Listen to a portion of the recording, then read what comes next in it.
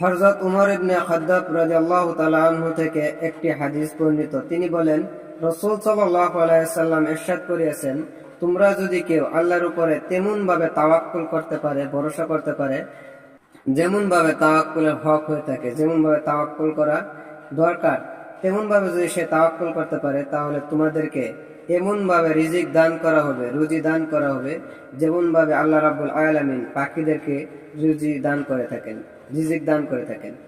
পাখিরা যখন সকালবেলা খালি পেট থেকে বের হয়ে যায় বা ঘর থেকে, তখন আল্লাহ রাব্বুল আলামিন বিকালবেলা তাদেরকে ভরা পেটে আবার তাদের বাসায় ফিরিয়ে দেয়।